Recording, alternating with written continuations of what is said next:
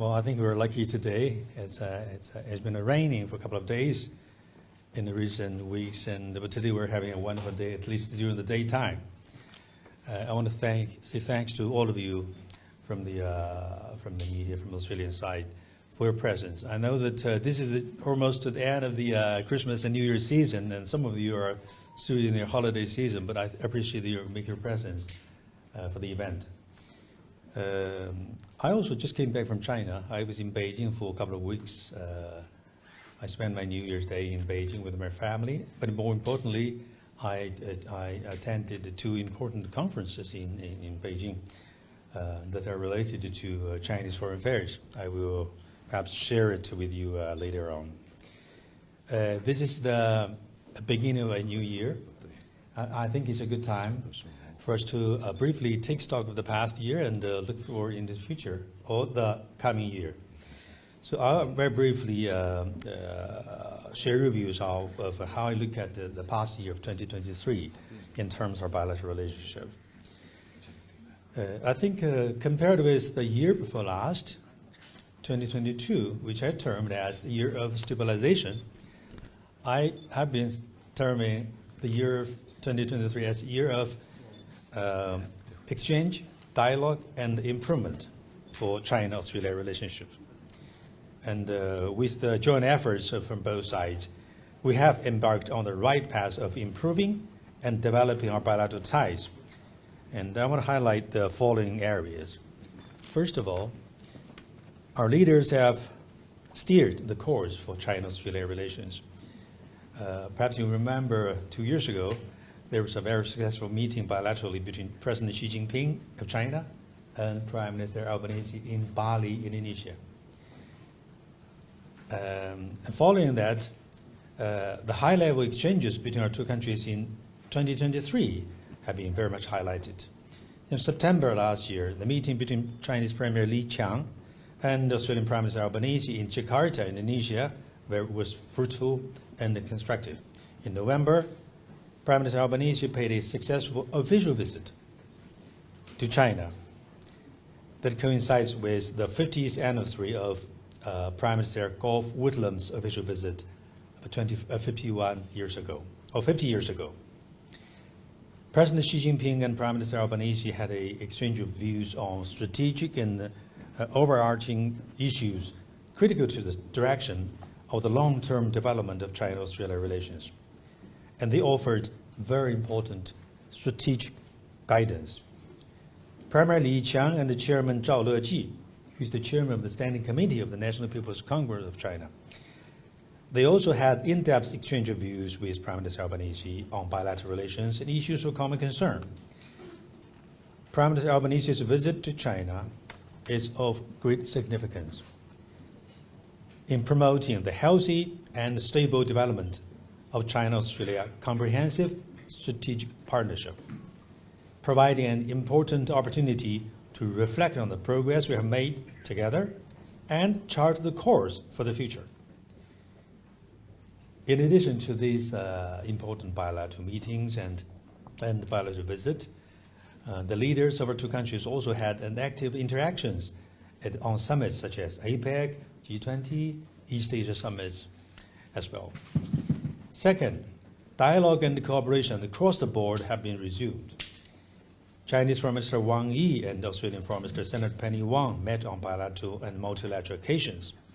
Chinese top senior officials, such as Madam Tianing, Vice Chairman of the Standing Committee of the 14th National People's Congress, Mr. Gao Yunlong, Vice Chairman of the National Committee of the Chinese People's Political Consultative Committee, Mr. Huai Jinpeng, Minister of Education, Mr. Liu Jianchao, Minister of the International Liaison Department of the Central Committee of the Communist Party of China, Mr. Ma Zhaoxu, Executive Vice Minister of Foreign Affairs of China, Mr. Ma Youxiang, Vice Minister of the Ministry of Agriculture and Rural Affairs of China.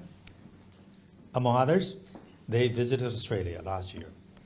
From the Australian side, Trade Minister Senator Don Farrell and the premiers of Victoria, West Australia, Queensland also visited China respectively.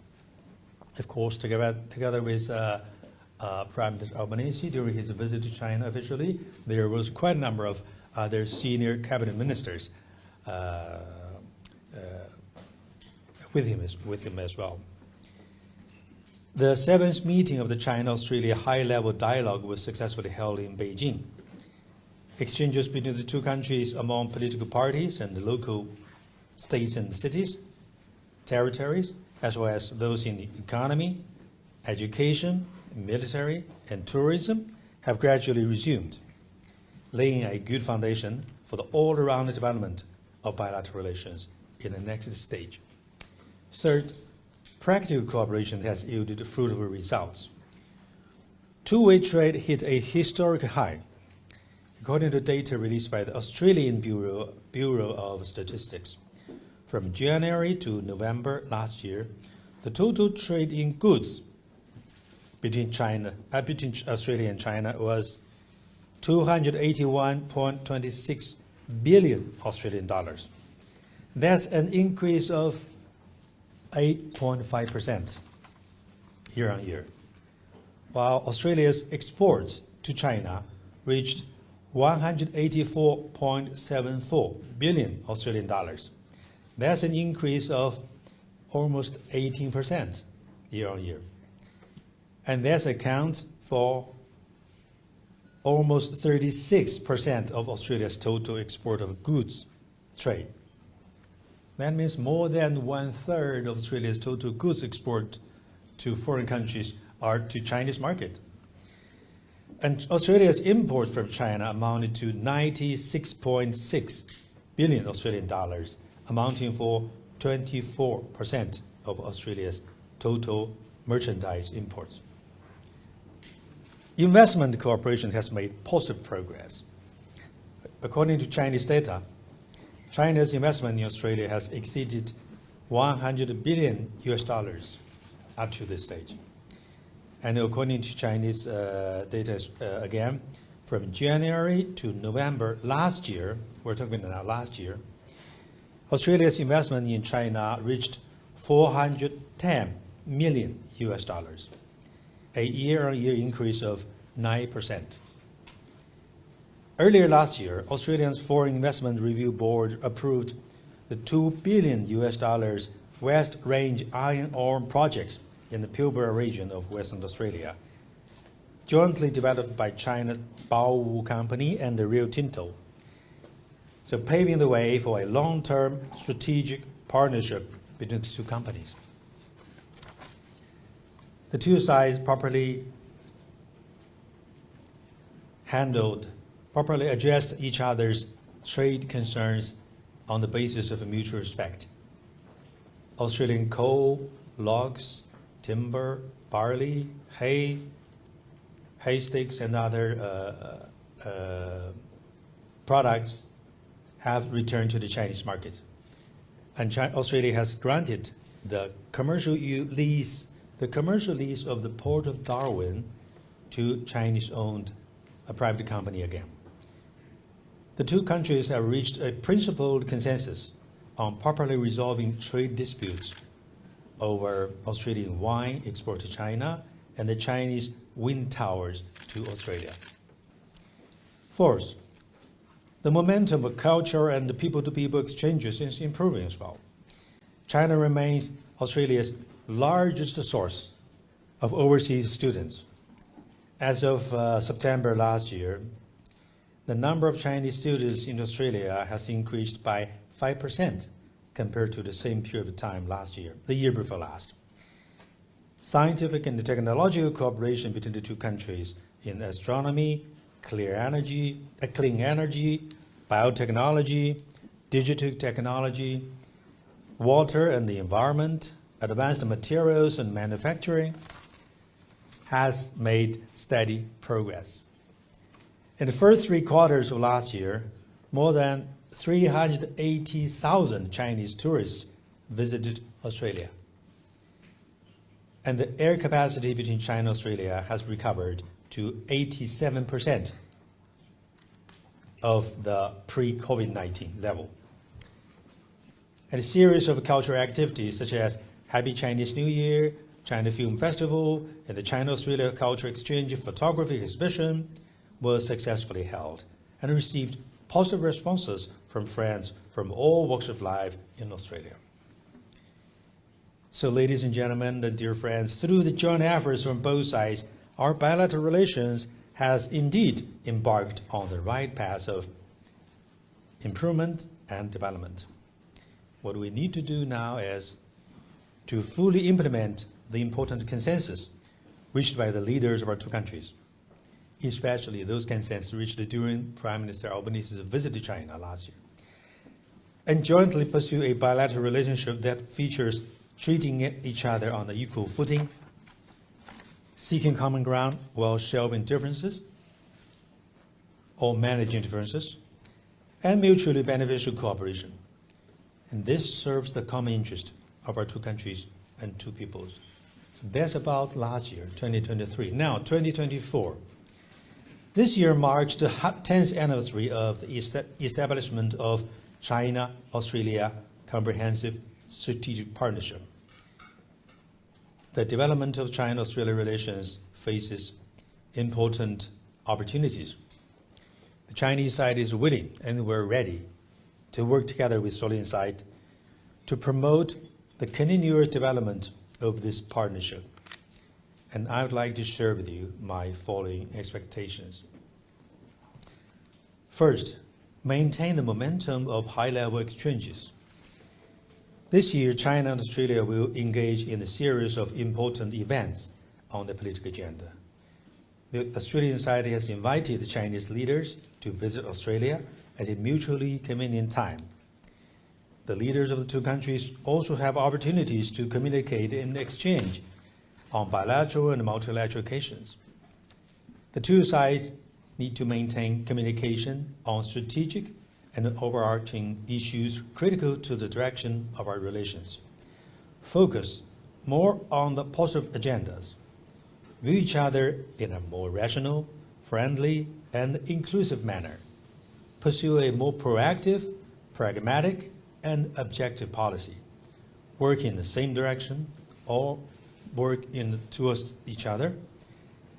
To expand cooperation, properly handle differences, and ensure a sustainable, sound, and stable development of China-Australia relationship.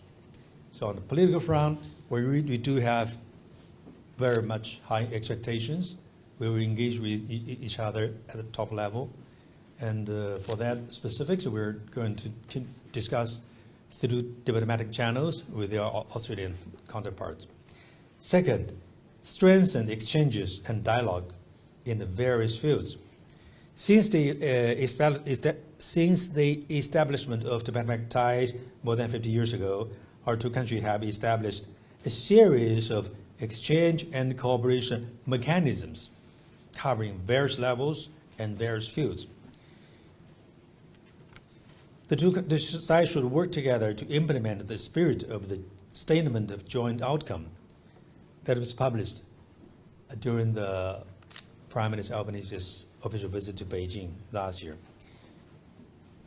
And this will include to resume China-Australia annual leaders meeting. Annual leaders meeting. Once in China, the other time next year in Australia. To resume China-Australia annual leaders meeting. Australia-China foreign and strategic dialogue. This is between two foreign ministries, or between two foreign ministers. China-Australia strategic economic dialogue, China-Australia joint ministerial economic commission, and other intergovernmental dialogue mechanisms. Of course, there are other DG level, Director General level, or working level meetings, consultations between our two sides. We should actively promote exchanges between our two countries in culture, sports, education, innovation, academia, aviation, health, tourism, security, police, and law enforcement. We expect the host of a new round of China-Australia high-level dialogue. This time it's going to be somewhere in Australia. And make full use of these mechanisms in enhancing mutual understanding, resolving differences, building consensus, and exploring cooperation. Third, deepen practical cooperation. The economies of China and Australia are highly complementary, and we have huge potential for further cooperation. The two sides should make joint efforts to follow the market principles, strengthen cooperation in traditional fields such as energy, mining, agriculture, among others, as well as emerging fields such as green development, digital economy, scientific and technological innovation, and the health industry. Refrain from politicizing economic and trade issues and overstretching the concept of security, so as to achieve a win-win development and promote regional prosperity. Fourth, advance cooperation in international and regional affairs. China and Australia share common interests and responsibilities in maintaining regional stability and promoting common development. China welcomes Australia to play a more constructive role in the region. We should strengthen coordination with the organizations such as United Nations, G20, APEC, and East Asia Summit, East Asia Cooperation. Step up communications on climate change and support for the sustainable development of Pacific Island countries. Further promote trade and investment liberalization, provide an environment for regional economic integration. Ladies and gentlemen, this is about 2024. As I said, I went back to China to attend two important meetings or conferences. These conferences are mostly related to Chinese foreign policy, Chinese diplomacy in the 5 years ahead, or 5 to 10 years, or even longer time. And I want to share with you that the message that I bring back from China to Canberra is that we attach importance to Australia, to the relationship between China and Australia. We look at our relationship as comprehensive strategic partnership. We look at Australia as our partner. We are ready to work together with Australia in this year to continue the good momentum, or to consolidate this momentum of stabilization, improvement. And based on this, we expect something more. Move beyond stabilization, move beyond improvement, and move towards further development of our bilateral relationship. Because this is in the fundamental interest of our two countries and two peoples.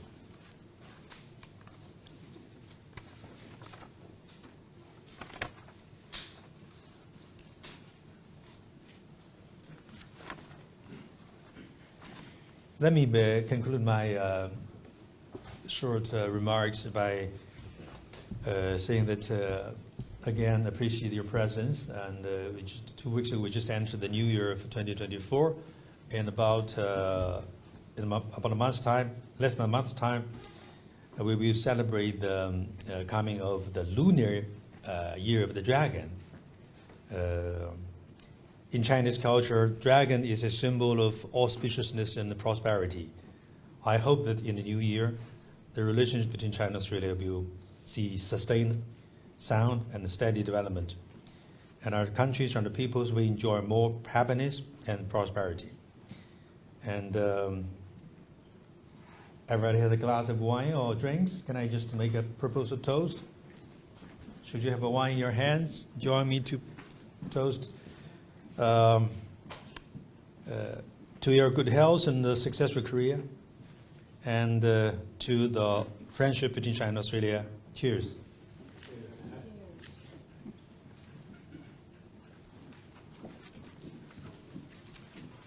Somebody help me to grab my wine. Thank you. That's please. Thank you, Your Excellency. Recently, we have received a number of media inquiries regarding a variety of issues. So today, His Excellency can together with his minister and minister councillors, would like to ask your questions and take this opportunity. His Excellency will answer the first two questions, and after that, in order to provide more detailed answer, His Excellency will invite his colleagues to answer the following questions when necessary. Also, since time is limited, we kindly ask each media outlet with a chance to ask only one question at one sitting. Without further ado, let's welcome Mrs. Liu Shiming from China Central Television to raise the question. Mrs. Liu, the floor is yours.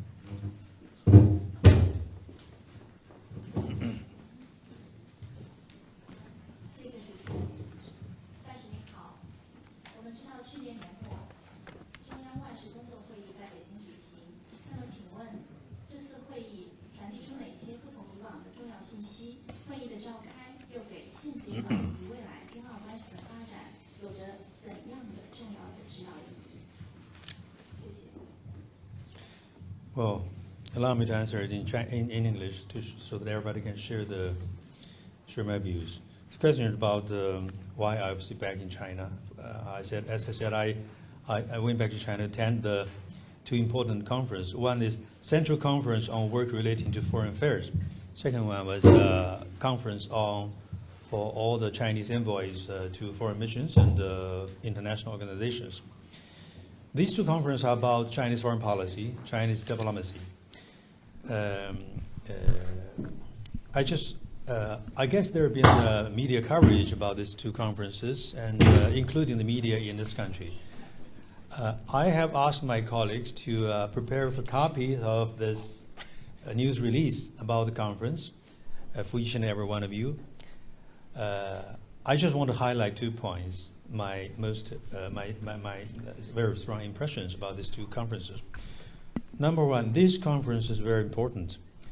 If you want to understand China in the coming 5 years, 10 years, if you want to understand Chinese foreign policy and diplomacy, it's very helpful that you spend some time to read these news releases, to know something about this conference. This conference, because it's a summing up of the achievements and the experience of Chinese diplomacy in the past 10 years, and elaborated on the international environment. It tells how China looks at the world. Maybe different from other countries' viewpoint, but it tells you how we look at the world, and it made a very comprehensive arrangement for Chinese foreign policy at present and in the future, at least 5 years, maybe 10 years, even longer. So this is very helpful if you read this. And secondly, there are many outcomes of these conferences. I just want to highlight one point that's, in my view, is the most important outcome. That is that it has identified the building of a community with a shared future for mankind as the main line of China's diplomatic work. For let's say 5 years ago, 10 years ago, even longer, the world has been faced with so many uncertainties, all kinds of challenges, and people started asking, what happened to the world, and what are we going to do with it? So 10 years ago, President Xi Jinping proposed for a new concept, to build a community with a shared future for mankind. This is his answer to these questions relating to the future of the world, future of the mankind. And this conference that happened at the end of last month really has finished the complete design system of this concept. It's going to be the guiding line for Chinese foreign policy, Chinese diplomacy in the years ahead. Very important. And third, this conference has put forward 2 new important concepts. One is equal and orderly world multipolarization. This is talking about the world in the future from the political side aspect. What kind of world am I going to try to build? Multipolarization is going to be equal and orderly. By equal means all countries are equal, big or small, strong or weak, large or small. So every country is equal. Order means we need to follow rules. I know there have been people talking about the rule-based order. What we're talking about in China is the rules and order that is based on the system established at the end of the Second World War, especially the United Nations, UN Charter, UN agencies, rules and laws relating to these universally recognized principles. Another concept is universally beneficial and inclusive economic globalization. This is what we talk about in China, the future global economy. What kind of a future world are we going to build in terms of our economy? Universally beneficial, not only beneficial to certain countries or small group of countries, but also to all countries. Inclusive means it should be open instead of exclusive. So these are two important concepts. These will guide Chinese foreign policy, Chinese diplomacy in the years ahead. And the relation between this conference with Australia is that, as I said earlier, the message I've got that I bring back to Canberra from Beijing after these two meetings is that our future foreign policy, our strategy, our policy are already stated and is clear. And under these circumstances, we look at our relation with Australia in a very positive way. As a partner, with respect to continuation of our bilateral relationship, bilateral friendship, we will move on from stabilization through improvement onward to further consolidation and even development. So that's what I will share with you on these two important meetings back in Beijing. Thank you for that question. Thank you, Your Excellency. Now, I'd like to invite Mr. Yang Haiying from Phoenix TV to raise the next question. And a kind reminder for our friends from media is that when you hear your name, please raise your hand so that our colleague will pass you the microphone. Thank you very much. Okay, the Honorable Mr. Ambassador Xiao Qian. Hello, test 1, 2.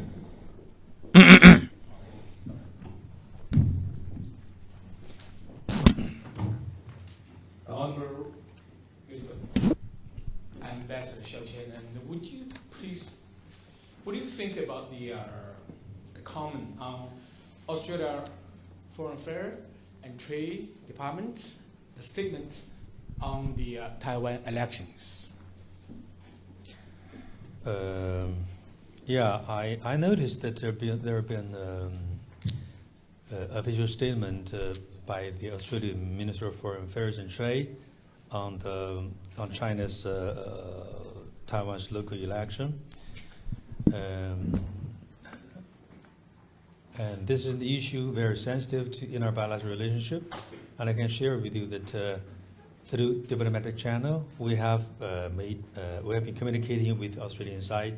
We have made our serious representations that we are strongly opposed to such a statement by a government on China's local provincial elections.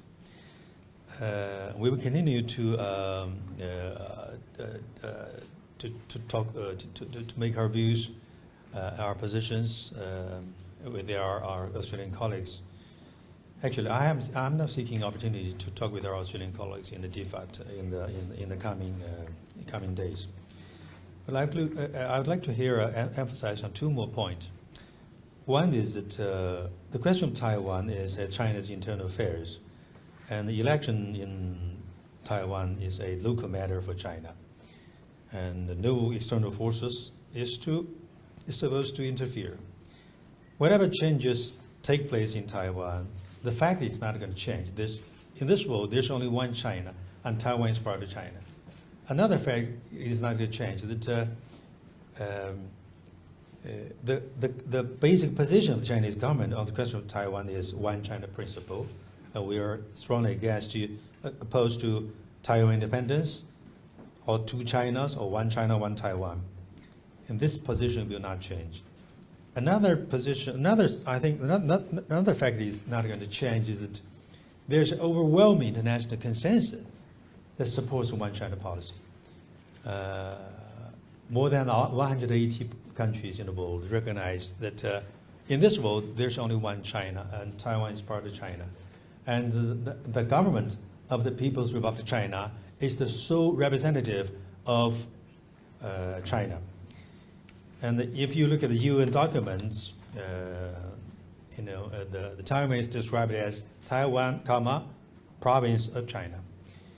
Second point I want to make is this is a very sensitive issue to China, and it involves China's core interest. If I could say that we are, as diplomats, we're ready to compromise, we're ready to show flexibility on many issues, for example, in trade issues, but on the question of Taiwan, there's no room at all for us to show flexibility or to make compromise because it involves China's sovereignty and territorial integrity. And One China principle is the political foundation of the relationship between China and Australia when we established diplomatic relations 51 years ago.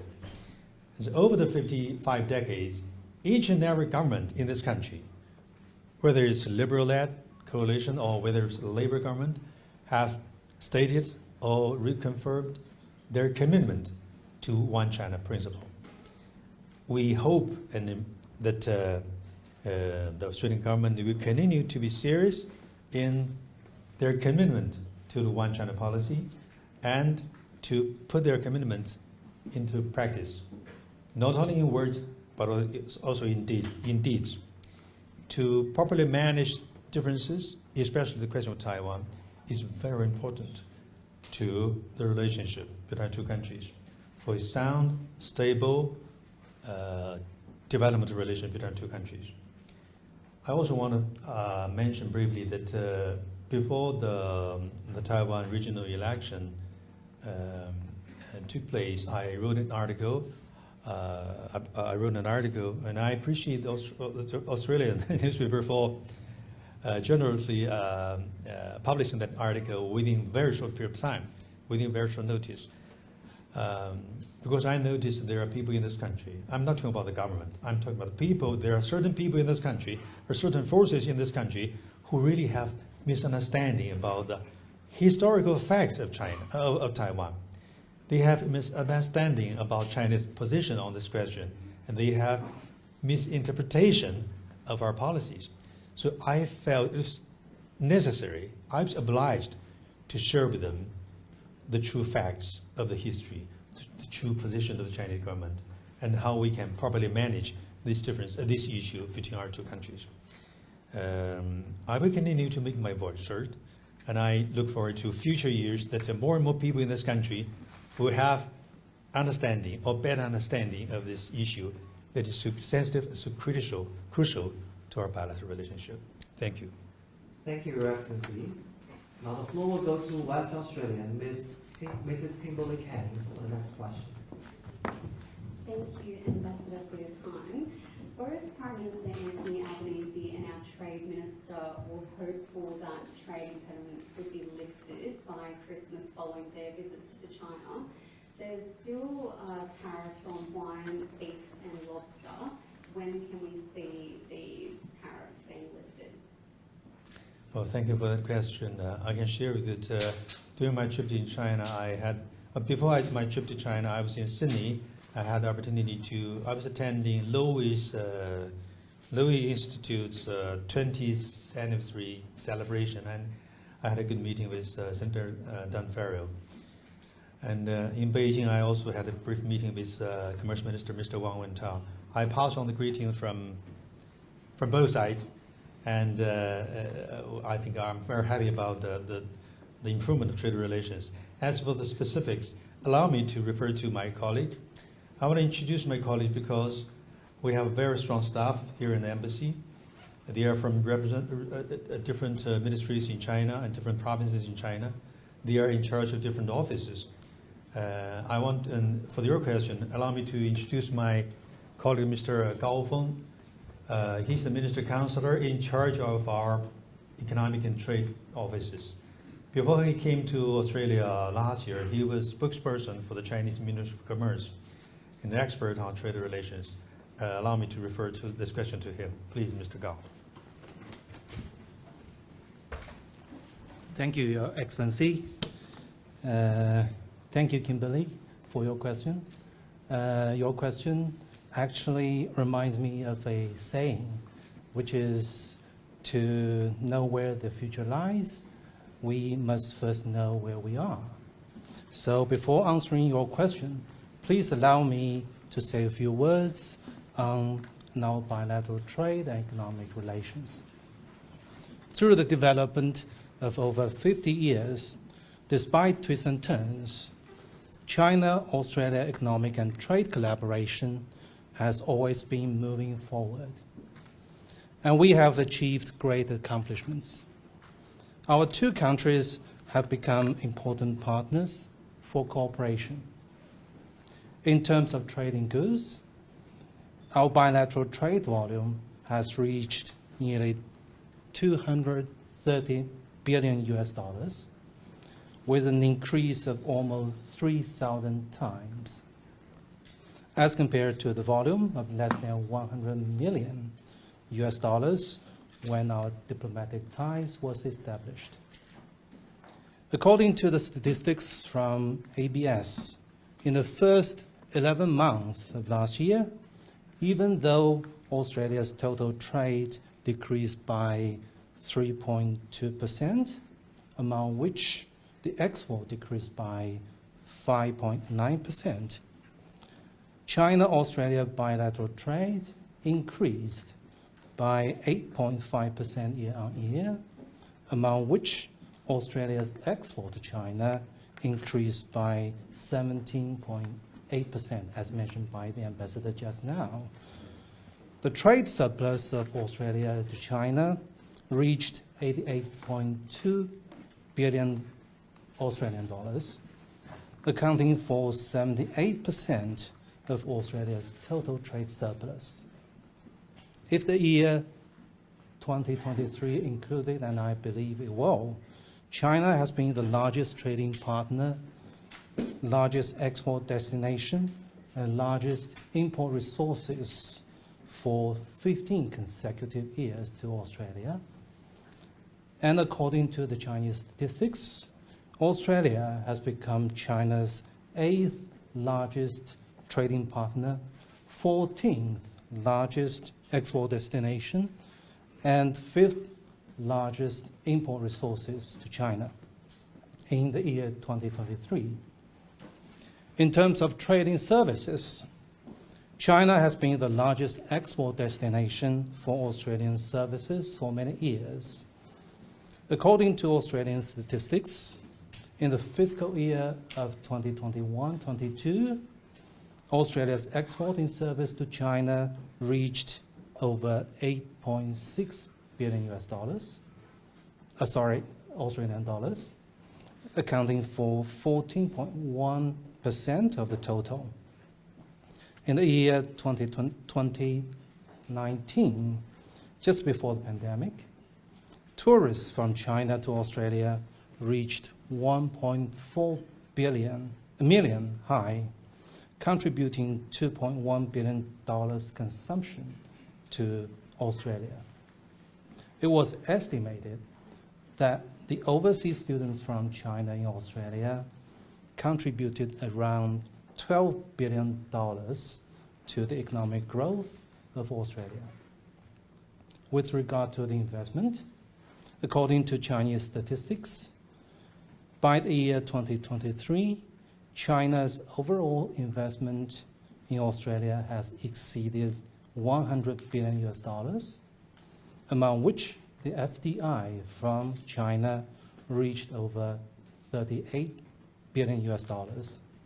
Meanwhile, the total FDI from Australia in China reached over 11 billion US dollars. These statistics illustrate the high-level complementarity, resilience, and sustainability of our bilateral trade and economic relations. And these relations enable our two peoples getting much closer than ever before. For Chinese consumers, Australian agricultural products, minerals, healthcare, education, technology, etc., have become the symbol of high quality. Made in China has also become part of daily life of Australian families. China and Australia have already become inseparable partners. Since the Bali meeting between President Xi and the Prime Minister Albanese, with the direction of our leaders of our two countries, and joint efforts paid by both sides, China-Australia economic and trade relations have achieved positive progress. China's Trade Minister Wang Wentao held talks with his Australian counterpart, Trade Minister Don Farrell, 5 times last year. Dialogues mechanism at ministerial level and DG level have all resumed. The exchanges among businesses between our two countries have revitalized. After the pandemic, with a sluggish world economy, the companies from both our countries are seeking new opportunities together, strengthening collaboration to achieve common development. I think the essence of our trade and economic relations is mutual benefit and win-win cooperation. And I believe the future of our trade and economic relations also lies in that essence.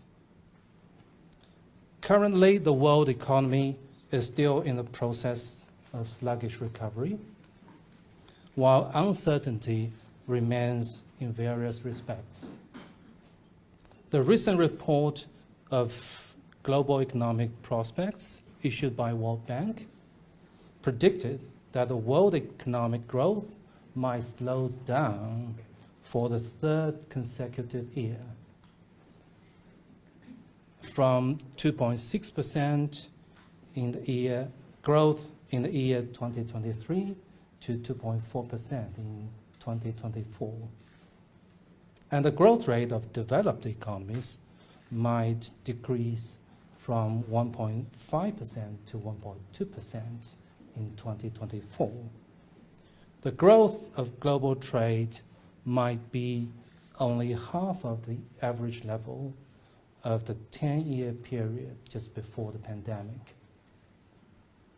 As important countries in the Asia-Pacific, we hope to cooperate with Australia on the basis of mutual respect and mutual benefit to broaden our collaboration, address the differences through dialogues, and create favorable environment for our businesses with fairness, transparency, and predictability.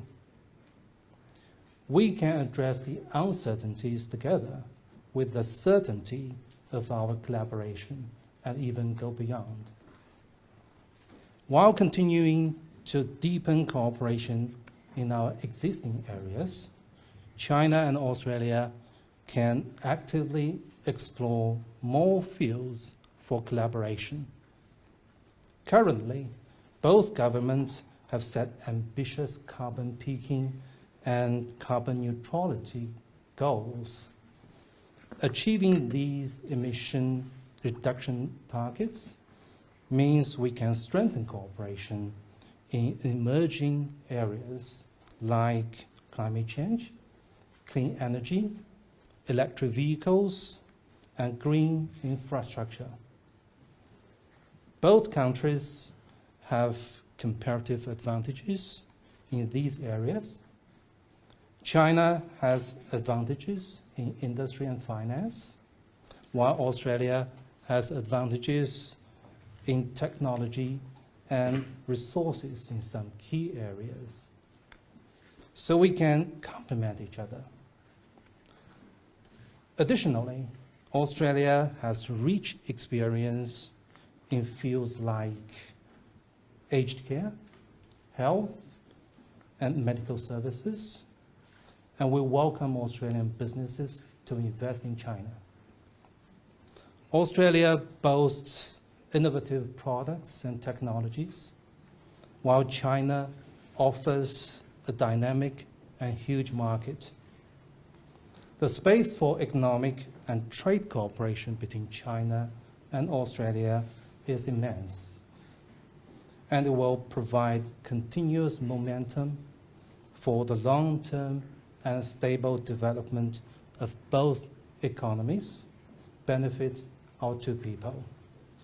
So let me now come to your specific question. Since the beginning of last year, our economic teams from both sides have held productive talks on the respective trade concerns. We've made significant progress. Both sides have properly resolved the issues such as anti-dumping and countervailing duties on Australian barley under the WTO framework. We also reached a consensus on the solution for the Australian wine case. With regard to the wine, as far as I know, the relevant Chinese authority is reviewing tariffs on imports of Australian wine according to Chinese laws and regulations.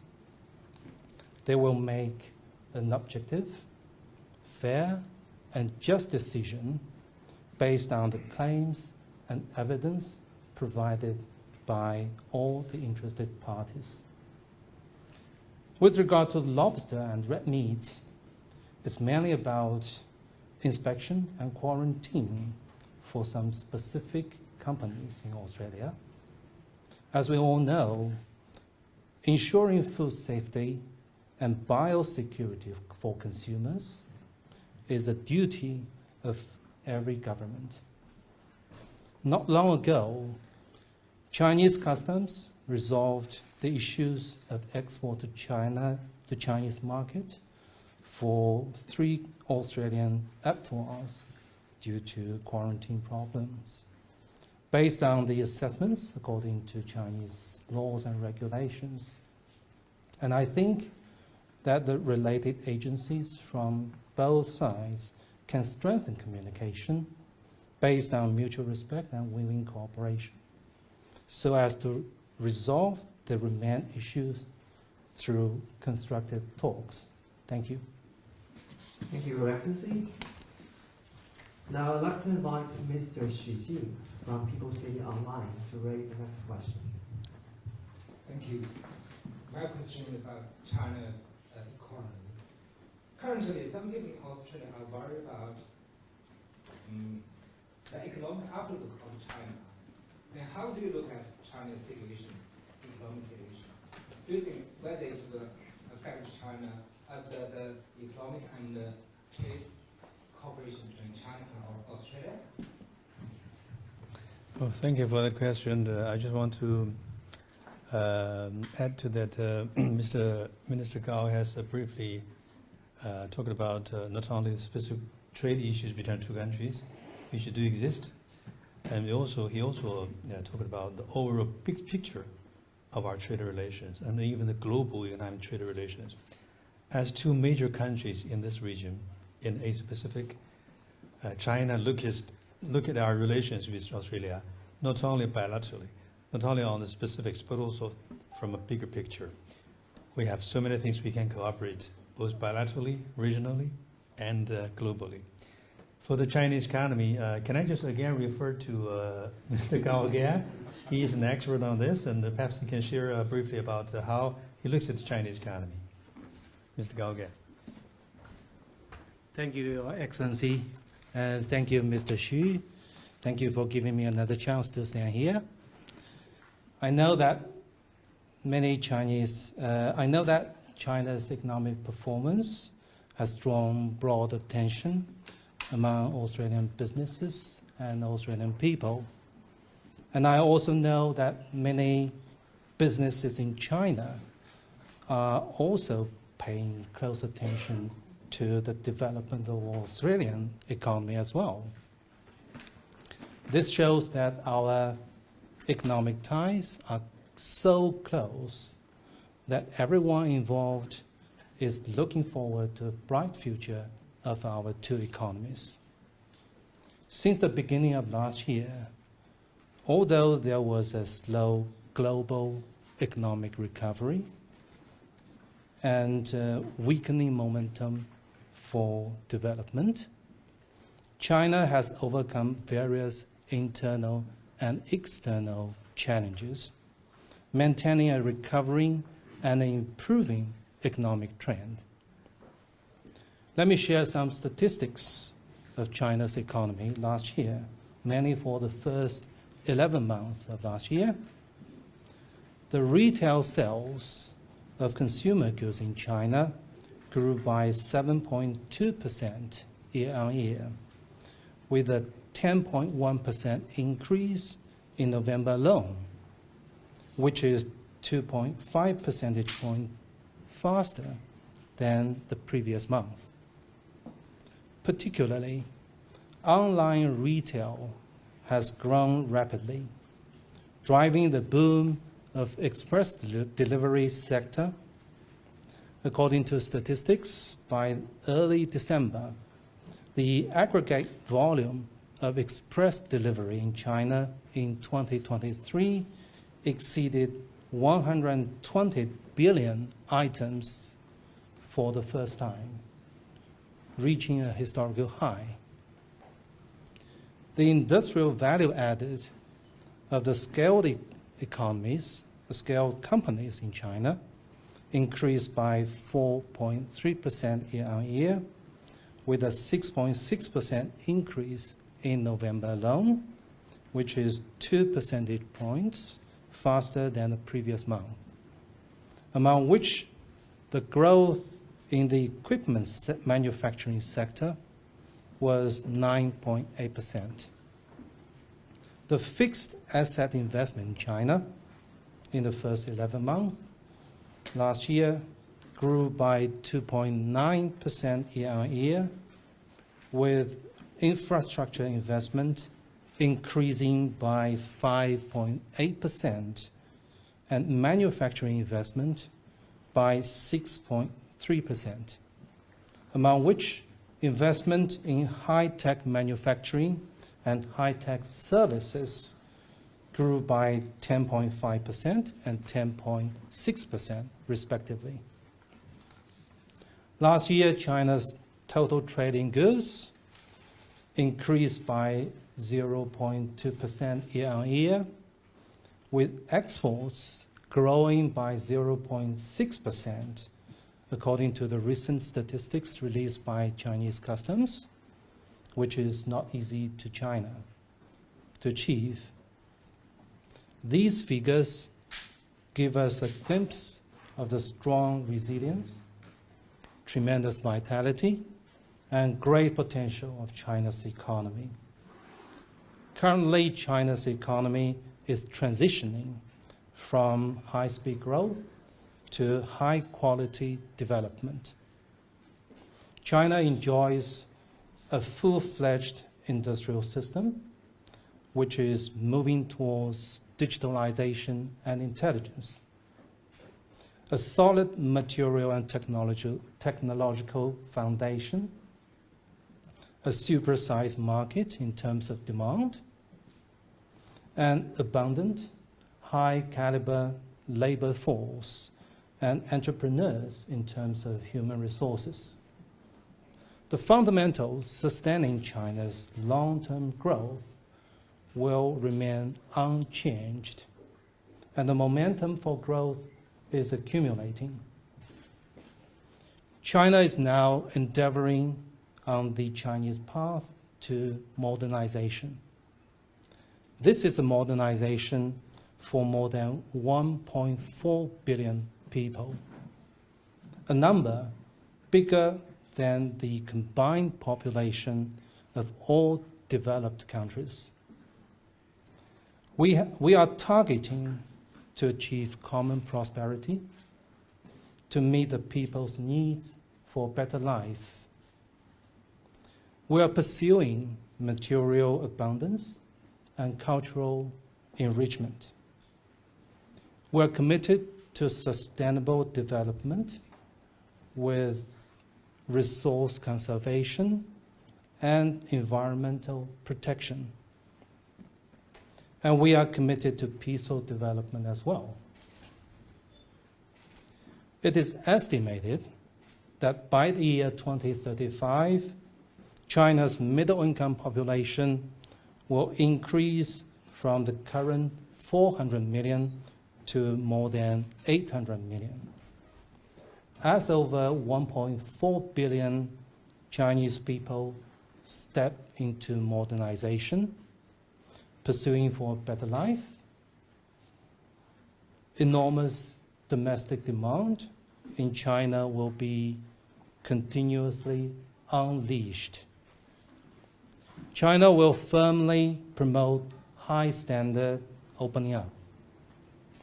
We are expanding opening up in alignment with high standard international trade rules.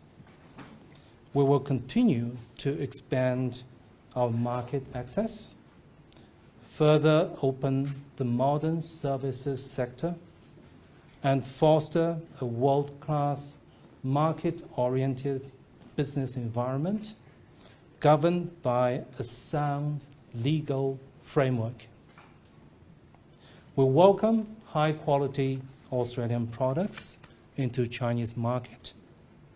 And we also welcome Australian businesses to invest in China, to share in China's opportunities and achieve common development, benefiting our two peoples. Thank you. Thank you, Your Excellency. Now, for the next question, the floor will go to Mr. Dominic Lindeney from Australian Associated Press. Ambassador, thank you for your remarks. I wanted to ask about Nauru and then recognising what the Beijing is the sole legal government of China. Did China offer any money to fund the regional processing facility or any other sort of infrastructure, given that the Nauru government said that it was good for their development? And if so, what are your comments that it could possibly be seen as a bribe in exchange for them swapping allegiances? Well, thank you for the question. It's been one of the concerns covered by the media, I think, regionally, especially in this country. What I'm going to share with you is, number one, the relation between China and the Pacific Island countries is just like our relations with countries in many other regions, in Africa, in Latin America, in Europe, in Asia, in South Asia, etc. Number two, the decision by the Nauru government to establish diplomatic relations with China, with the People's Republic of China, is their own choice, on their own willingness, made independently by their own. Number three, I want to share with it the relation between China and Nauru is a reflection of the overwhelming, increasing consensus in the international community that in this world, there's only one China, and Taiwan is part of China. It's an overwhelming, internationally recognized principle that the international community will stick to one China policy, one China principle. And we appreciate that, we respect that, we welcome that. Number four, as for the particular issue that you mentioned between Australia and Nauru, to be honest, we have no interest in getting involved in those things. And that is not a prerequisite or precondition or criteria when we develop a relation with Nauru or any other country. And at the same time, we would like to see Australia to continue to have its friendly, normal state-to-state relations with countries in the world, including countries in the Pacific. Actually, Pacific Island countries are some of the countries where China and Australia can have bilateral cooperation and trilateral cooperation to help those countries in their social stability, economic development, and perhaps regional integrity. Thank you. Thank you, Your Excellency. Thank you. No, nothing else that sort was involved. No. Thank you, Your Excellency. So the next question, I'd like to invite Mr. Andrew Green from Australian Broadcasting Corporation. Ambassador Andrew Green from ABC. To follow up on Nauru, we saw a similar situation with Solomon Islands, where it switched allegiances to Beijing, and then a security agreement was struck. Is China seeking to increase security cooperation with Nauru in any formal sense, and how soon will Chinese diplomats arrive on the island? Solomon Islands is one of the Pacific Island countries. China is now looking at these countries as part of our relationship in the Pacific Island. We are open to develop relations with each and every country in this region, and we are now we have the same policy, same similar measures, and that is to establish relationship, to promote mutual understanding, to seek or promote cooperation, and to help those countries to stabilize in their social stability and for their economic development and prosperity. In terms of the security, we do have police cooperation with some countries in the region. And recently in Beijing, there was a regional conference between China and Pacific Island countries, police leaders, and that is part of the relationship between China and the Pacific Island countries, help them for their social stability. It's not a strategy for military security. It's a strategy to help their policing their nation for social stability and basic order. And through diplomatic channels, we have notified our Australian colleague in Beijing and in Canberra as well. This is what's going on between China and those countries, including China with particular island countries. It is transparent. It is a friendly kind of relationship. And again, I want to say that between China and Australia, we are open for trilateral, quadruple kind of cooperation. China, Australia, plus Pacific Island countries for the mutual benefit of not only our separate, respective bilateral relationship with those countries, but also for the common stability and the prosperity of the region.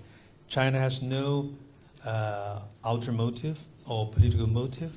We're just developing our relation with these countries, just like we have been doing, developing relation with countries in other parts of the world. Thank you. Thank you, Your Excellency. Now the next question will go to Mr. Joe Kelly from the Australian.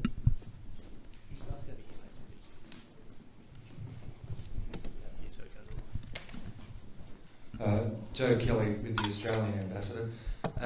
In your opening remarks, you created an improving picture of ties between China and Australia. Given that, could I ask how China can justify the fact that at the end of last year, a Chinese warship subjected Australian Navy divers to sonar pulses in international waters, injuring them in what was clearly a reckless and dangerous act? Well, in respect to your question, again, I appreciate Australia for your generosity in publishing my articles. And listening to your question is a way for me to understand more about how Australians look at China, look at our foreign policies. But on this particular issue, I want to allow me to refer to one of my colleagues. I want to introduce Minister Councillor Zhang. He's now Deputy Chief of Mission, or Acting Deputy Chief of Mission, in charge of our political office, covering our political relations and our domestic relations as well. Please. Thank you, Ambassador. Thank you for the question. Before I answer your question, I'd like to say a few words. I've been here for 2 years, and I've after witnessing and participating in the whole procedure of the improvement of our relations, from the icebreaking to the current situation, I have come to value the good momentum even more. Many local friends are wondering if the situation can sustain from the political perspective, I'd like to share with you 2 key points. First, we should continue to consolidate the good momentum of our relations. The current situation is a hard one and deserves our careful attention and concrete efforts. Leaders from both sides have charted the course ahead. The statement of the joint outcomes has enumerated the specific fields of cooperation. We should deliver it at a faster pace. Turn the blueprint to concrete results and bring more tangible results to our people. Second, we should handle differences appropriately. It is more than natural that we have differences.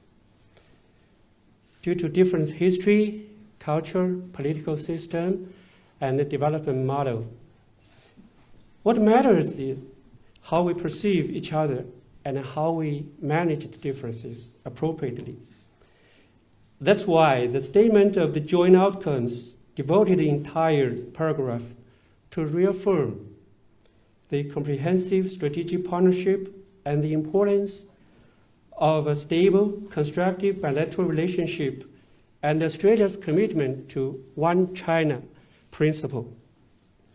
I'm confident that by honoring this commitment we made at the establishment of the diplomatic relations and earnestly implementing these principles with our prospective national interests and the people's welfare in mind, we can certainly achieve a smooth and stable bilateral relations.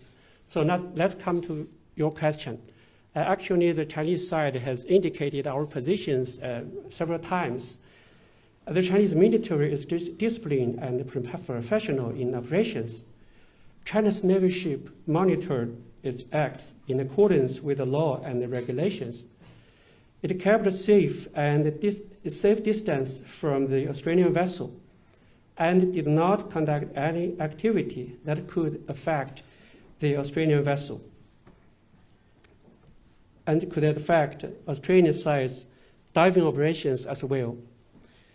There is no demarcation between China and Japan in relevant waters, not to mention that China's military activities have entered Japan's EEZ. So we hope relevant parties stop making troubles in front of China's doorsteps and work with the Chinese side to preserve the momentum of improving and growing China-Australia ties. Thank you. Thank you, Your Excellency. Now, for the next question, the floor will go to Mr. David Crow from Sydney Morning Herald. Just a minute. I want to add 2 more points as to Mr. Minister Zhang's remarks. Number 1, I think there's really a need for us to look at the defense relations between China and Australia. As I said, we have stabilized, improved our relations between our 2 countries, covering various fields, various levels. But I want to be honest. It's that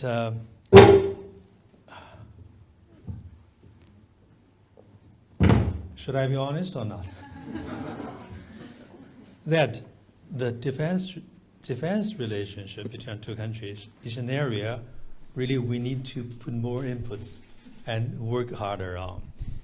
This is an area is so important to the mutual trust and confidence between 2 countries and 2 peoples. If you have trust between 2 militaries, you do have the real trust. You have a trust and friendship in many areas, but not including defense. This is not a real trust. As ambassador, I'd like to see more interactions, engagement between 2 defense people. We used to have in the past several decades, mutual visits, joint military exercises, all kinds of things, visiting and training and exchange of students in our defense colleges. And these need to be picked up again and resumed again and to help promote, to reestablish mutual trust and confidence. This is an area I hope, expected in this new year, we could make some progress. And secondly, just one more point. As I have been double checked with our colleagues in Beijing, I mean our defense people in Beijing, the Chinese Navy really took some measures to monitor and trying to find out what this Australian Navy ship is going to do in that area, because it's so close to Chinese maritime waters. But they didn't initiate the so-called sonar against the divers from Australian side. What they said is, should they have initiated the sonar from the Chinese ship against the divers, it would cause immediate fatality, at least major casualty to the divers. So professionals would know how dangerous that would be. I have communicated this point to the Australian government, even to the opposition leader, that this is what we got from the Chinese defense people. And at that moment, there was a third country boat nearby.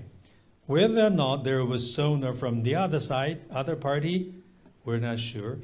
Perhaps our Australian colleagues can find out really what's the truth. Thank you. Now the next question. For the additional remarks, David, the floor is yours. Thank you, Ambassador, for your time today. You've answered a question about Nauru, but there's a further issue with Nauru, which is given that Nauru has recognised the PRC government of China. That's given rise to some discussion in Australia about whether Australia should strike a security agreement with Nauru in the same way that the Australian government did with Tuvalu, and the same way the Australian government has with Papua New Guinea. What would the Chinese response be to the idea of an Australian security agreement with Nauru in the wake of its recognition of Beijing? And I also want to add a second question. I hope you'll understand and be flexible on this point. Australia welcomed Cheng Lei when she returned from China last year after many sort of requests in Australia for her release. But there is an Australian who's still detained in China, Dr. Yang, a writer. What is your response to the Australian calls for his release so that he can come back to his family in Australia in the same way that Cheng Lei was able to come back to be with her family in Australia? Thanks for the question. Just a few words about the first question. Then I've referred the second to my colleague. The relation between China and Nauru is just a normal country-to-country relationship. We established our relationship based on the will and wishes of our two countries, based on the national interest of our respective countries. And the relationship between Nauru and Australia is something for these two countries to make their own decisions upon. And I would, I'd just like to say that China would like to see a normal kind of relationship between Australia and Nauru and other countries as well.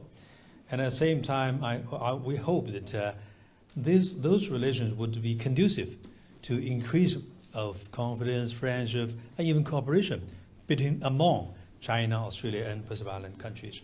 As with the specifics, I don't think I think I'm not going to comment on the specifics. Thank you. Now, for the Yang Hengjun case, it's an individual consular case. Can I just introduce my colleague, Consul General, Mr. Tsai. Mr. Tsai is an expert on consular affairs. We used to work together in Jakarta for 4 years. He just recently joined me from Jakarta to be my Consul General here in Canberra. Allow me to, let's say, welcome Mr. Consul General Tsai. Thank you, Excellency. Good day, mate. As is known to all, the peoples is laid the foundations of China-Australian relationship. The consul where I'm engaging, whether is this to promote for visa facilitation or render service to Chinese expats. The most important is to strengthen the popular will of the people, while committed to people's close link to each other.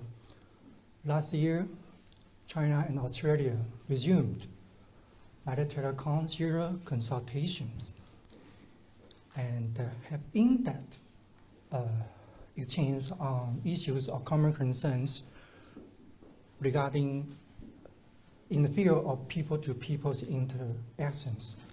And we achieved positive results. We hope to maintain these momentums of consular consultation and to continuously benefit the people of both countries. We encourage more practical measures to facilitate a personal exchange between the two countries.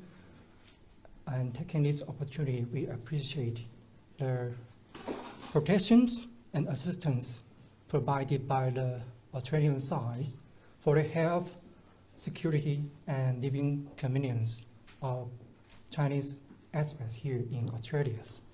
Back to the questions. Australian citizens Yang Jin, according to my knowledge, he's in overall good health conditions. Chinese judicial authorities has fully protected his legal rights in accordance with the laws. Thank you very much. Thank you, Your Excellency. Now, I'd like to invite Mr. Andrew Tillett from the Australian Financial Review to raise the question. Thank you. Thanks, Ambassador. Just firstly, can you elaborate on something you responded to in Joe Kelly's question about saying a third country was near the Chinese and Australian warships over that incident? But my question is about the CPTPP. Both China and Taiwan have applied to join the CPTPP. It's a consensus-based agreement that all members need to agree to welcome new members in. There's some concern, I know the Japanese, for instance, are reluctant to allow China to join, to say the least. Would China be prepared to accept a compromise, similar to what happened with the WTO, where China and Taiwan join the agreement practically at the same time, almost simultaneously, as a sort of as a package agreement to perhaps get consensus from all sides? Thank you. Thank you, Andrew. I'll come back to the previous question, a few more words on the case of Yang Hengjun. I want to emphasize that the case of Cheng Lei is a case of violation of Chinese laws and regulations, even professional obligations. That she was sentenced and she was deported, and the case is over. The case of Yang Hengjun is very much a case different in nature from the case of Cheng Lei. So to be honest, I cannot expect that the case would come to such a conclusion. Likewise, but we're now in the legal process, and I, as ambassador, I think everybody has to respect the rules and laws. We'll see what happens next based on Chinese rules and laws. As for the CPTPP, can I just again refer to my colleague from Mr. Gao? Thank you, Your Excellency, and thank you for your questions. Actually, first of all, I would like to introduce something about China's application for the accession to the CPTPP. In September 2021, China officially applied to join the CPTPP. This aligns with China's direction of deepening reforms and expanding opening up. We have conducted a thorough and comprehensive analysis and assessment of all articles of CPTPP. We've identified possible necessary reform measures as well as legal and regulatory articles need to be revised in China. And also, in some free trade pilot zones and the Hainan Free Trade Board, we have proactively taken trials on these CPTPP rules. Right now, China is communicating and consulting with all CPTPP members according to the accession procedure of CPTPP. China has the willingness and the capability to become a member of CPTPP.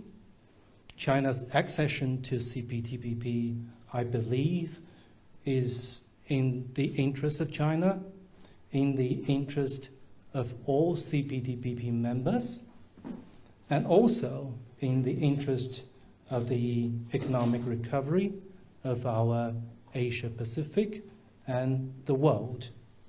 China is ready to maintain constructive contacts with all CPTPP members, including Australia. We're willing to actively promote regional economic integration as well as trade and investment liberalization and facilitation, and make contributions to the global economic recovery and stability. As for the Taiwan issue you raised just now, I want to reiterate that the One China principle is a prerequisite for Taiwan region's participation in international economic cooperation. China has always firmly opposed any form of official interactions between Taiwan region and countries that have established diplomatic relations with China, including the engagement in any economic and trade agreements with implications of sovereignty or official characters. Thank you. Thank you. The third country? The warships, the third country. Third country? Yeah. Worship? Yeah. Against? You said a third country was involved in the warships. There was a worship from a third country in that area at the same time. Yeah, which country was that? Japan. Next. Thank you, Your Excellency. Now the floor will go to Mr. Daniel Hurst from The Guardian. Ambassador, it's Daniel Hurst from The Guardian. Just following up on the case of Dr. Young Heng Jun, you did say at this podium last year that you had humanitarian based concerns for the situation of Chung Lei. So to further the previous question, his family, Dr. Young's family, has raised concerns about his health, specifically a kidney cyst, and they have said that they fear he will die in custody in China. You just said, to be honest, you cannot expect this case will come to such a similar conclusion. Please be explicit on why and whether you hold any humanitarian concerns for his personal welfare, given the kidney cyst. I do recall that I expressed my view that as ambassador, personally, I share the sympathies with the families of these two persons, both Cheng Li and Yang Hengjun. I mean, I'm sympathetic with their families, family members, their anxieties. But on case of Yang Hengjun, I double-checked, especially during my recent trip to China, with my colleagues from the relevant authorities, that Mr. Yang Hengjun is, in general terms, in relatively good health conditions. Considering the people of his age, he has some minor health problems. Or he has some health problem, but these health problems are not that serious as been publicly described by family members. We have doctors, professional doctors, who've been monitoring very closely his health conditions regularly, and the conclusion is that he has some health problems, but these health problems are not as serious as been publicly described by his family members. And I also want to make that the Chinese side is responsible for taking care of him, including his health conditions. The Chinese doctors will continue to monitor his health conditions. We will continue to provide the necessary basic humanitarian assistance and needs to him during his detainment. And at the same time, we hope that his family members and I think the relevant Australian authorities would have confidence in the professionalism of Chinese doctors. Thank you. Why not just deport him and remove this problem in the bilateral relationship? Well, as I said, his case is different in nature. This is what I can tell you at this moment. But because it's still in the legal process, we are now waiting for the Chinese legal authorities to continue with the necessary process. And I think we need to respect and be a little bit patient on this issue. Thank you. Thank you, Your Excellency. Now, may I invite Mr. Cameron Redden, the Sky News, to raise the question. Ambassador, thank you very much for your address. Cameron Redden at Sky News. You've spoken a little bit already about the Pacific. I'm wondering if you could expand a little on the interplay between the roles that Australia and China will have in the region. There's talk in some Pacific nations about a contest for funding, where in cases where Australia offers the greatest purveyor of aid or of development assistance, then nations may draw closer to Australia, or in cases where China offers greater aid and assistance, they draw closer to China. So my question is, how do you view the interplay or the interaction between Australia's role in the region, which you've welcomed a constructive role today, and China's role in the Pacific? As I said earlier on several occasions, that Pacific Island countries is an area where China and Australia can cooperate and can contribute together instead of asking them to choose between the two. What China has been doing is to help them for their social stability, economic development, and for bilateral trade relations. And we're not seeking military strategies. We're not seeking military purposes. And there's no need for any so-called anxiety on the part of Australia. On the other way around, it's a question of trust and confidence. For the economic benefit of funding, I think for Pacific Island countries, we should have respect. We have confidence. They have the knowledge, they have the experience, they have wisdom as to what's the best in their national interest concerning different aspects of their interests. For their relation with China, I think, to be honest, I think that they are more focused on a stable political relationship, a productive economic relationship, trade relationship, selling products to Chinese market, inviting Chinese investment, and enjoying the help from Chinese side in their infrastructure, telecommunication, even maintaining social order. I don't comment on Australia's foreign policy with Pacific Island countries, but I do hope, as we also do when we talk about other countries, that we could be partners between China and Australia in Pacific instead of rivals or even adversaries. Thank you. Thank you. Thank you, Your Excellency. Now the floor will go to Mr. Zhang Jianhua from Xinhua News Agency. Yeah, Zhang Jianhua with Xinhua News Agency, Canberra Bureau. So, Your Excellency, may you just introduce our post as a pandemic cooperation in education between China and Australia, and what further progress may be made in the coming years as a cooperation of education. Yes, thanks. Thank you. I think this is a very important area of our bilateral relationship.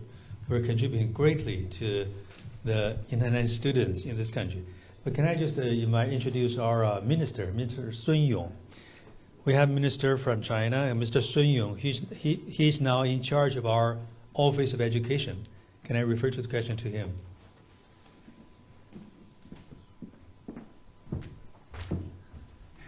Thank you, Your Excellency. Happy New Year, ladies and gentlemen, friends from medias.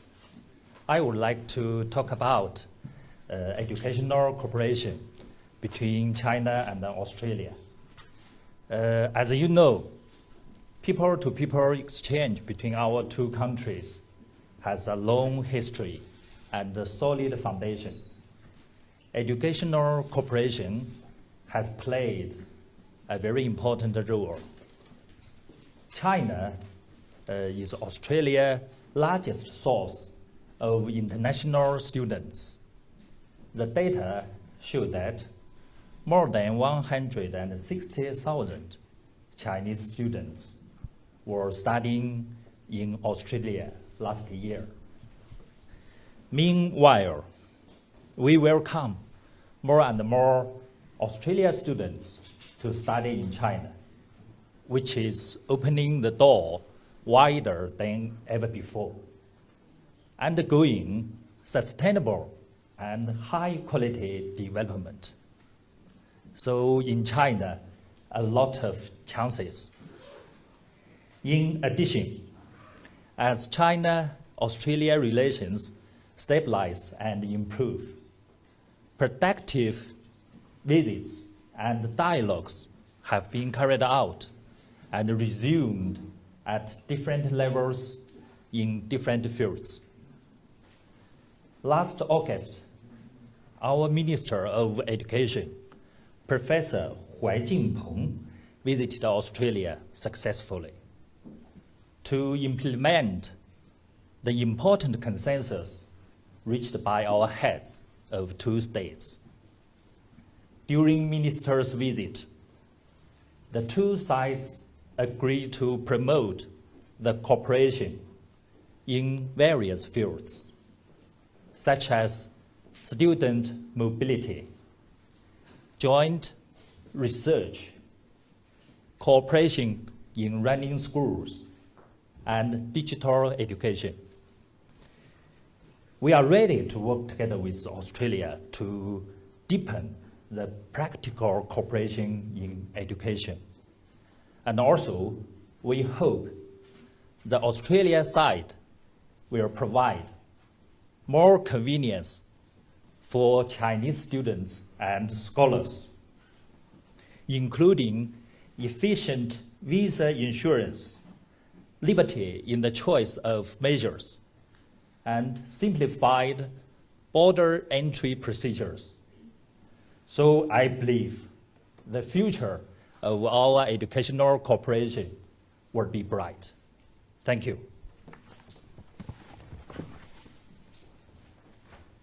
Thank you, Your Excellency.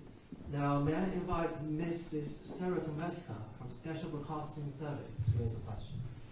Thank you, Ambassador. Sarah Tomevska from SBS. I just want to cycle back to a question about the tariffs on Australian wine. I appreciate that you said the relevant Chinese authorities are currently reviewing the tariffs and will make an objective decision based on the evidence. I just wonder, given the Prime Minister and Trade Minister John Farrell's comments that they expected a resolution on this in the new year, it's now officially the new year for all parties, so I just wonder if you could provide a more specific timeline for Australian producers and Chinese consumers.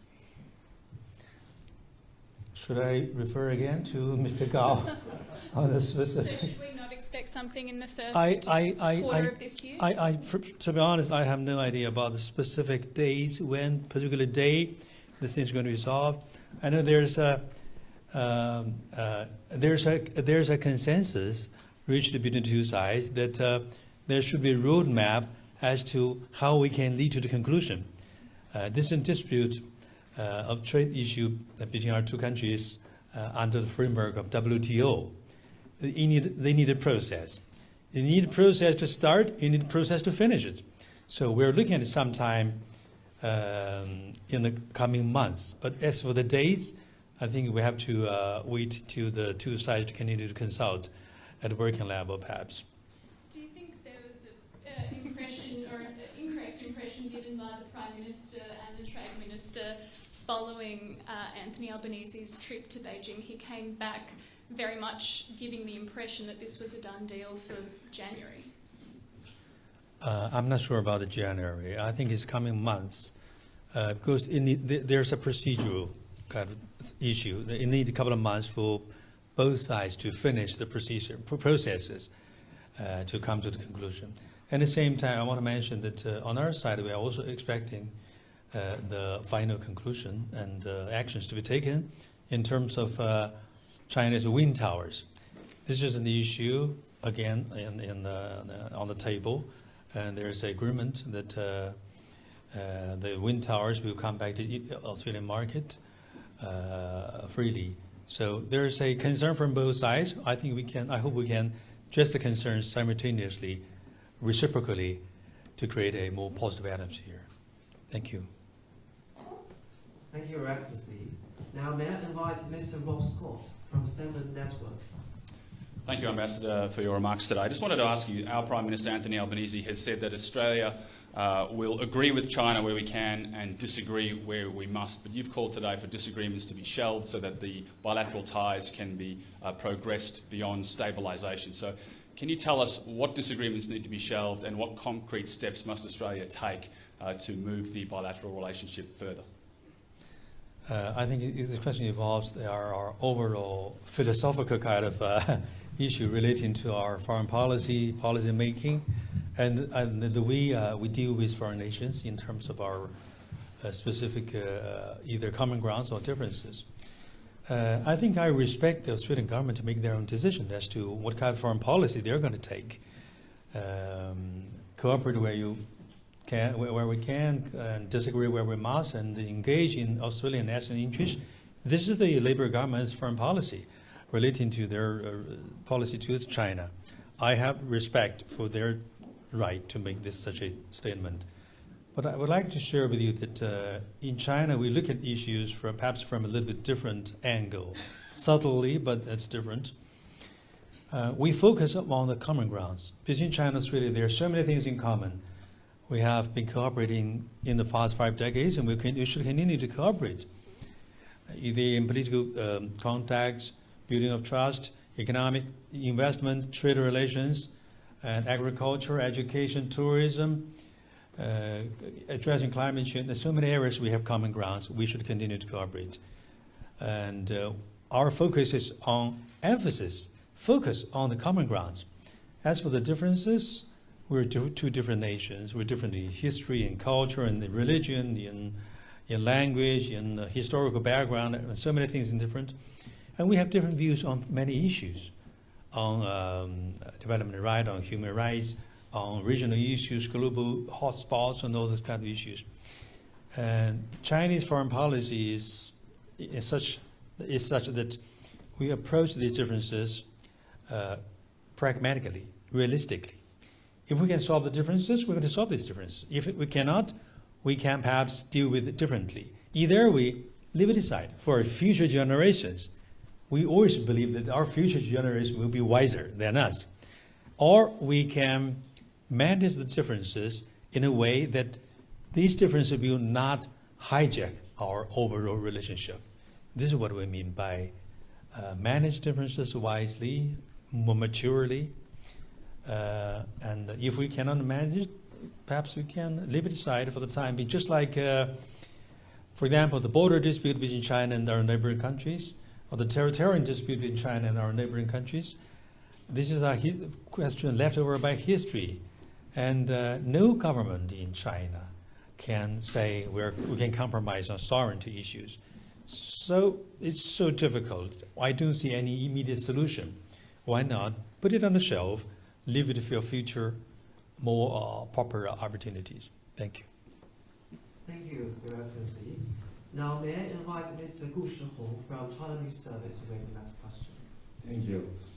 Scientific and technological exchange and cooperation between China and Australia have played an important role in the promoting the sound development of the bilateral relations. My question is, what is China's expectation for China-Australia science and technology exchange and cooperation in the next stage? Thank you.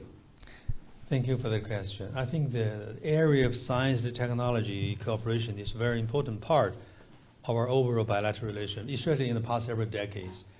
As a developing country, China benefited a lot from our engagement with Australia, a developed country in this area, to be honest. At the same time, we believe we also can make contributions to joint research and study and commercialization of scientific innovations when we cooperate. So it's a question we will both benefit when we cooperate and lose when don't. But again, I want to introduce my colleague, Minister Councillor, Minister Councillor Tsai. He's leading our office for science and technology cooperation in my embassy. Please.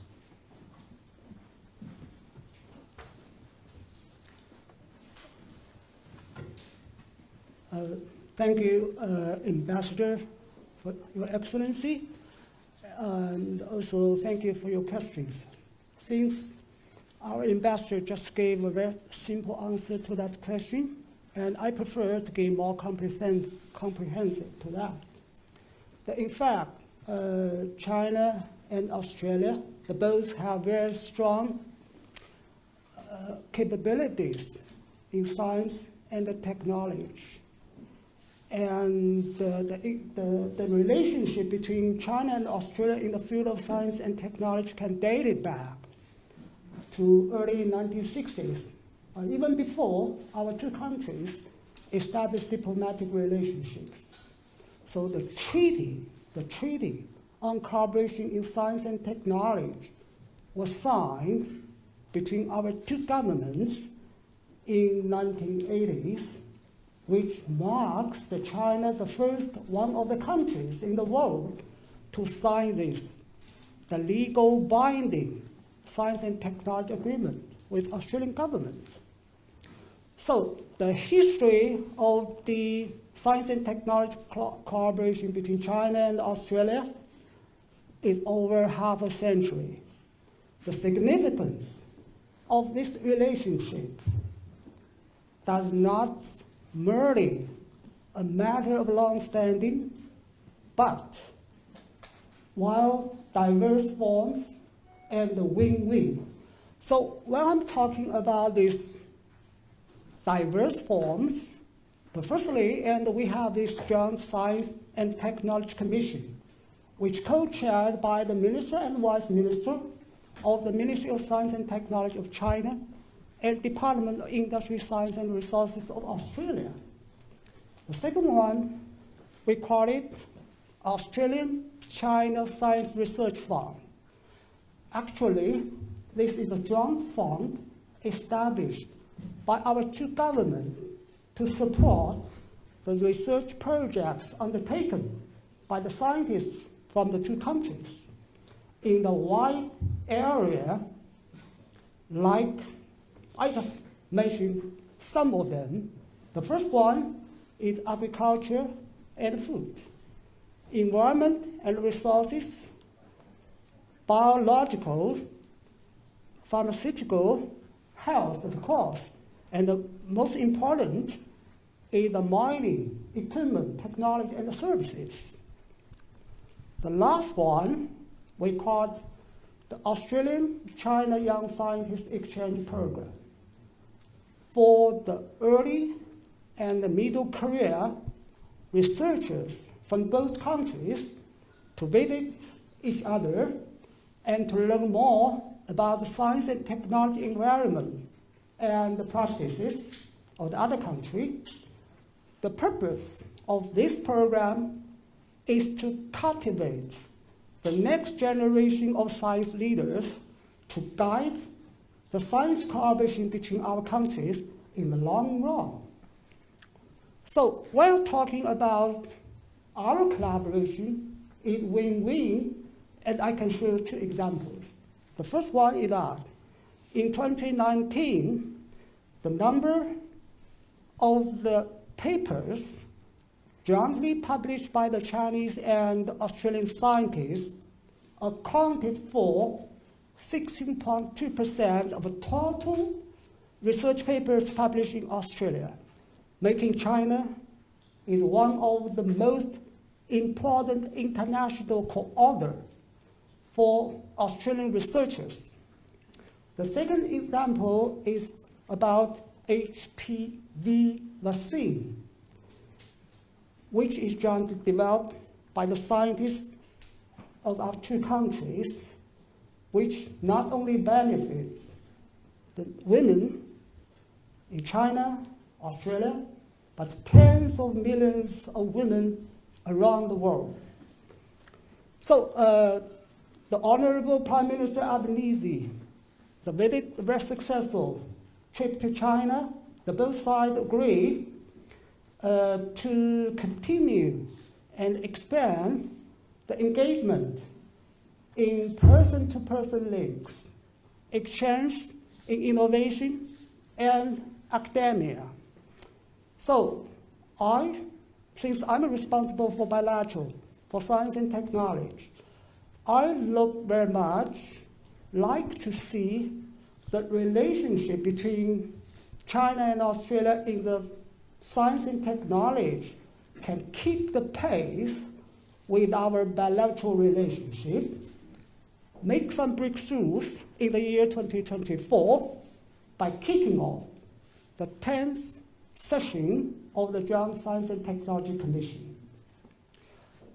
Not long ago, and the Chinese government proposed this called International Science Technology Cooperation Initiative, adhering to the principle of open, fair, equitable, and non-discriminatory international science collaboration.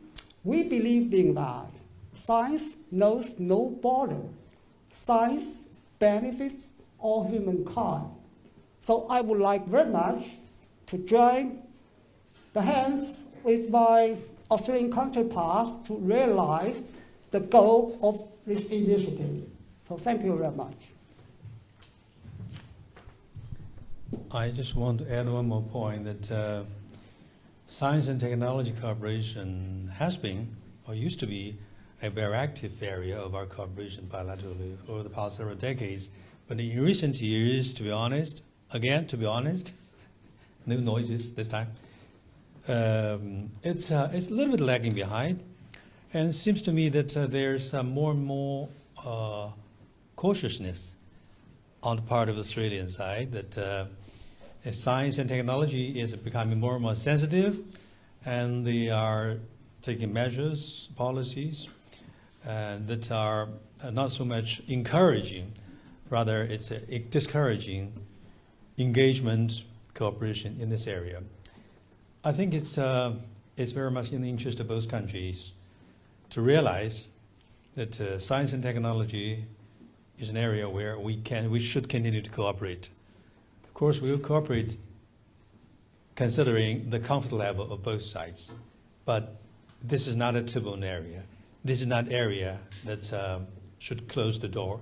It's an area we should continue and even to engage in the open door wider, because it's the interest of our two countries.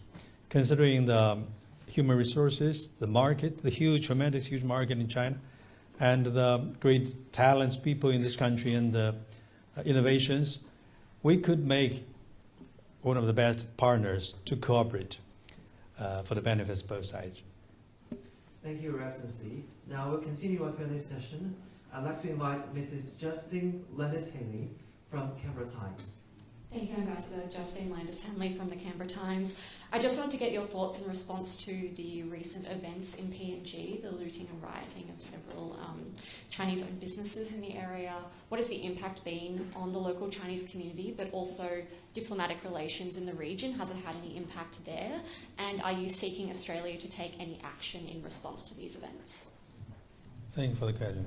Can I refer to my colleague for this particular question? I've been following the situation not very closely. I just came back to China. Mr. Zhang.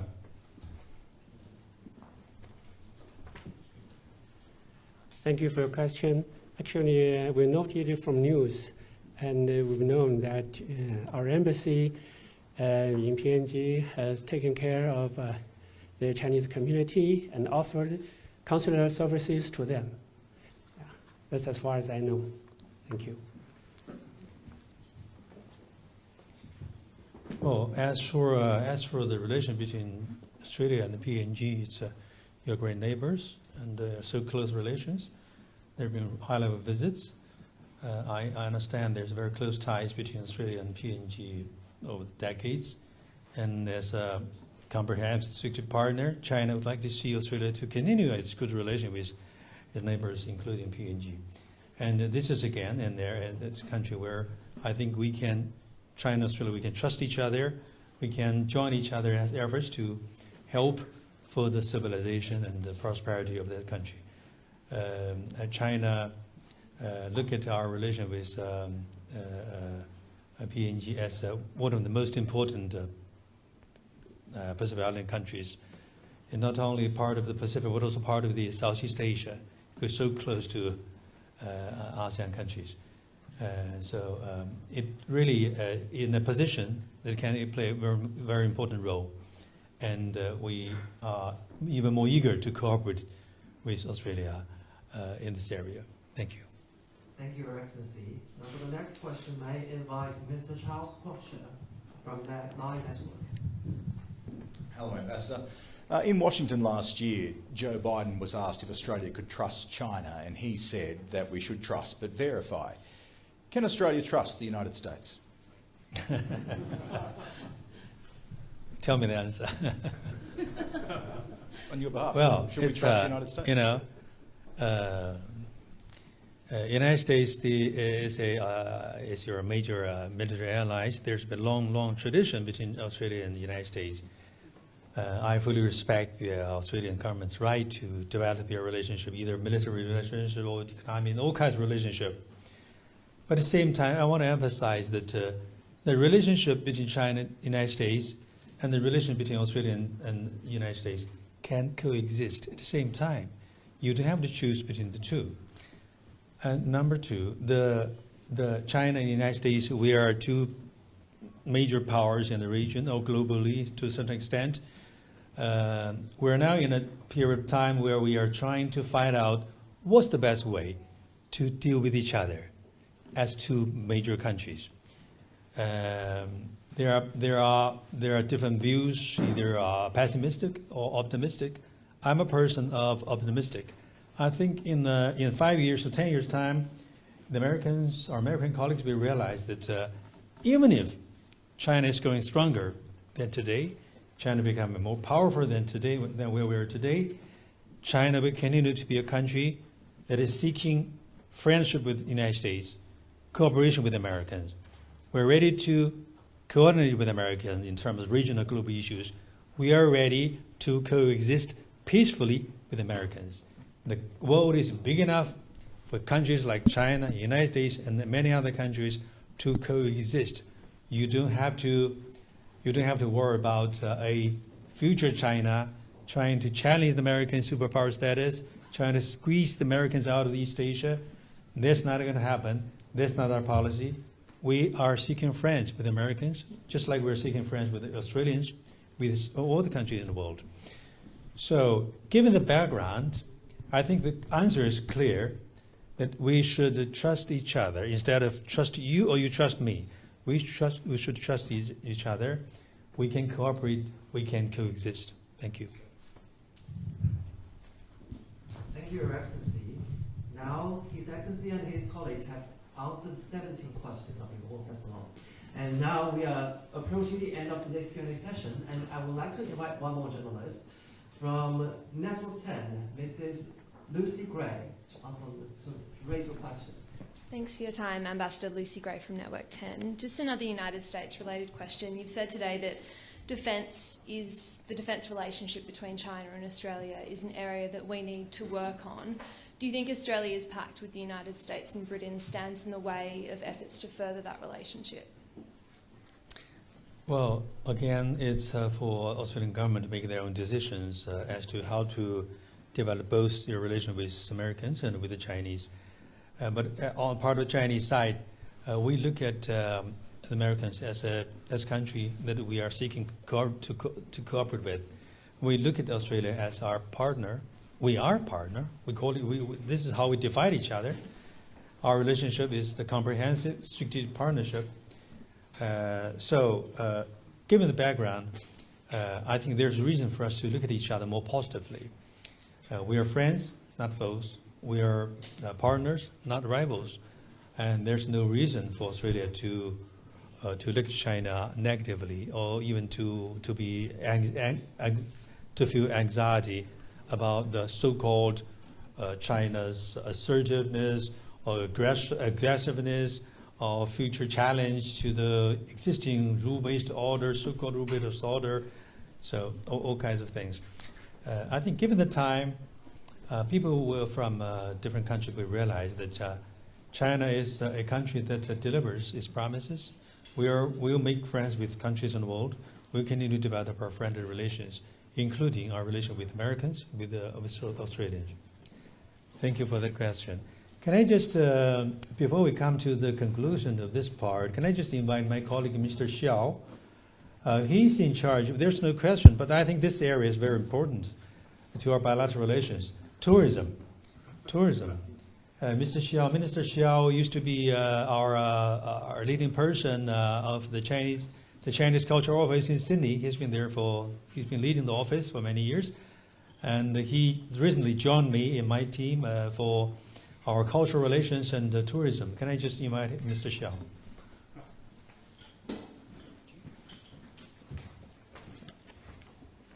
Thank you, Your Excellency. My section is working to promote the culture and tourism exchanges between our two countries. The two industries play unique roles for progress of our relations. So, about tourism, tourism. The base for our tourism cooperation is good. In 1997, China approved Australia as a tourism destination for private purpose. Since then, we have seen the growth of our tourism industry. Last year, we spent our ADS list, and Australia is included. I know that more and more Chinese people are willing to come to Australia, and more flights are flying around. According to government statistics, by December 2023, 14 Chinese airports had reopened their flights to Australia, and 160 flights are flying between China and Australia every week. That is 88.9% of the 2019 levels. The Chinese visitors for the last year is estimated to about 519,000, which is 41% of the 2019 level. So in 2028, the number of Chinese tourists is expected to increase to 1.89 million. That will make China the largest market. Once again, as the two countries get better, we will have more communications with each other, and a new frontier will explore for the industry. On this present occasion, I sincerely invite our Australian friends to come to see beautiful China and say "Ni hao" in China. Thank you. Thank you. We welcome Australian friends to go and visit China. We are now having more and more relaxed visa policies. Now, no quarantine, no signing of the papers, no offering of test results, everything. Doors now open, and we welcome. And we're now also encouraging Chinese tourists to come back to the Australian market. It's one of the most popular tourist destinations for Chinese tourism. So this is very important to our people-to-people contacts. Let's come to basically to the conclusion of this part. Thank you, Your Excellencies, friends from the media, ladies and gentlemen. Here comes the closure of today's Q&A session. Thank you all for your presence today, and thank you for your questions and also your attention.